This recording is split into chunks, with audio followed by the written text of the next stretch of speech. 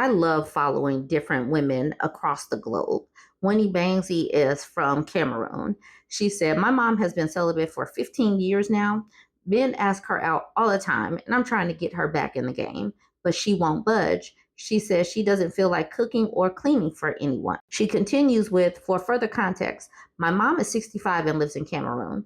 While I really want her to have companionship, I also understand why she won't budge. Men her age here, even the rich ones, are still very traditional and demanding. Marriage with my dad left a bitter taste in her mouth, so the idea of it all is just not for her. But she deserves a friend outside of us. I want that for her. I love how the global contingent of women, the global collective of women are like, nope, I'm good. I'm good on that. It's just that women are just saying the same thing.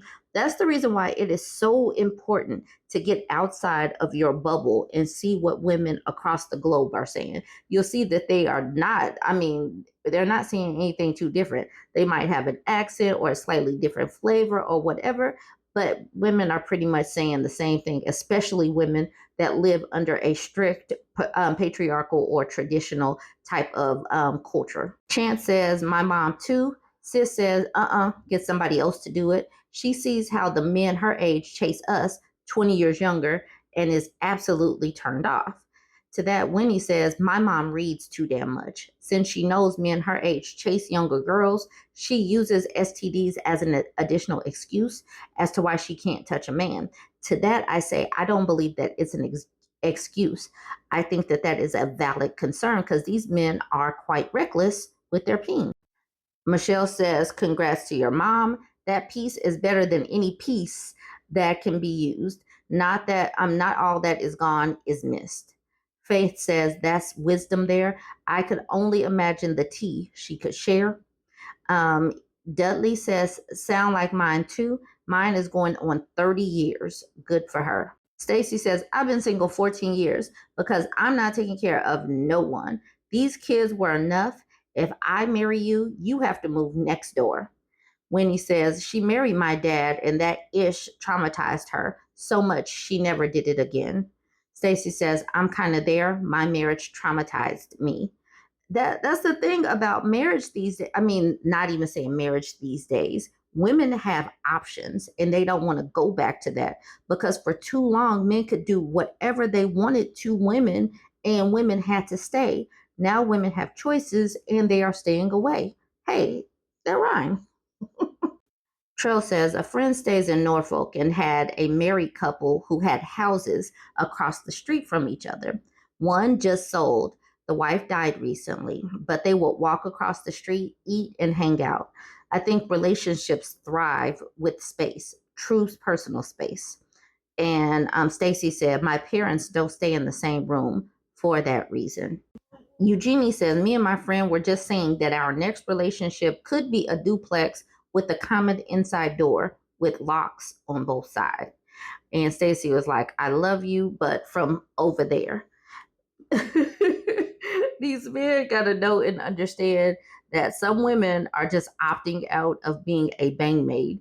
These men are going to have to be fully functional adults that can do adult stuff and survive.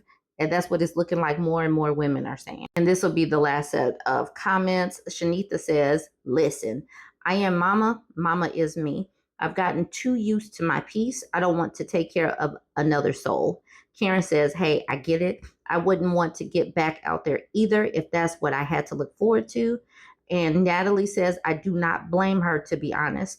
I feel lucky as hell I found Tommy, but it's hell out there in general, the dating world. I can't speak to Cameroon specifically, of course. If she ever feels the need for that kind of companionship, she'll get back to dating when she's ready. But I know how you want your loved one to have that. I'm sorry, she says, but I know how it is to want your loved one to have that. But if mama don't want it, mama don't want it. I was sent a video of this woman, and she is talking about solving relationship problems by sucking his peen, fixing him a drink, and then feeding him, and then afterwards discuss the problem. And this is just not where I am. And these people that give this kind of advice is just like, okay, so we're having a disagreement. So I'm going to, instead of us having to communicate, trying to figure something out, I need to get on my knees and then I need to serve him. This type of thing just goes back to us women being subservient. And I do know that a lot of women still, buy into this. And for me, it's an absolutely not. Like, literally, that is the furthest thing from my mind if I am in the heat of the moment. And I do understand that sometimes being a servant and servicing to a man is all a woman has. And that's the only way she knows how to solve problems. But for me, it's an absolutely not.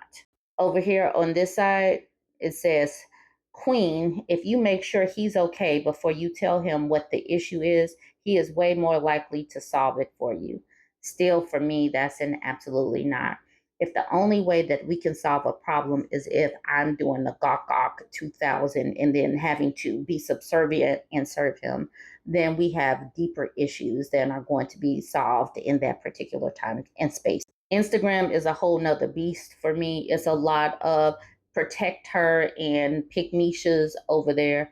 This person says many are missing the message. She's showing respect, care, submission, and nurturing before addressing the problems. This makes the man more receptive to difficult conversations. Absolutely not. In Memphis, protect this woman at all costs. Island Pandy says they used to call it a woman's charm. Some see it as manipulation, and it is, but you're not manipulating the man. You're manipulating the situation so that his mood is set at ease, which makes for an easier combo. It's easy math. Izzy Boo says you can do all this and more. If he don't want to be kept, then joke's on you. Kev Rogers says it's crazy how simple giving head and making a sandwich every now and then will make us settle down. I swear we ain't that difficult.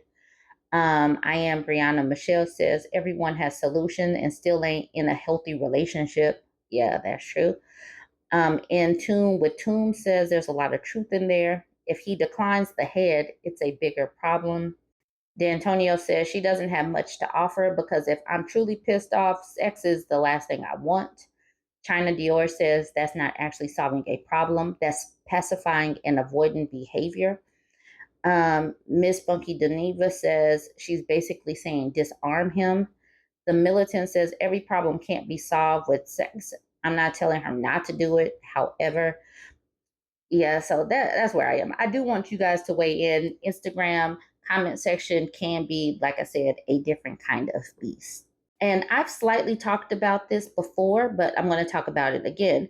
This caption says, how being silently pissed off is fueling autoimmune disorders in women of color. It says, yes, science has found what genes trigger autoimmune diseases, but repressed anger and being perpetually pissed off are increasingly linked to the prevalence in women of color. So basically, stop holding it in. Cuss a person out today to save your health and well-being. Okay, you don't have to cuss at anyone if you don't want to, because I don't really cuss. But don't keep things in, and stop dealing with people that are bringing stress and toxicity to your life, especially if you do not want to cause trouble by speaking up for yourself. Now, I do want to do a few of these comments. Now, just for a few of these comments. She says, gotta let it all go. Anger, resentment, all of it. Praying for us, ladies. And Lady Jeriel says, maybe if people would give us space to perfectly react to BS without immediately calling us crazy or too emotionally unstable, our nervous systems wouldn't be so messed up. Golden Child Chai says, bring back cursing people out is a great stress reliever. The Hood Witch says, cussing them out is spiritual. I'm going to end it with two of these comments. Christine says, as a person with lupus, I 1,000,000% say this is true.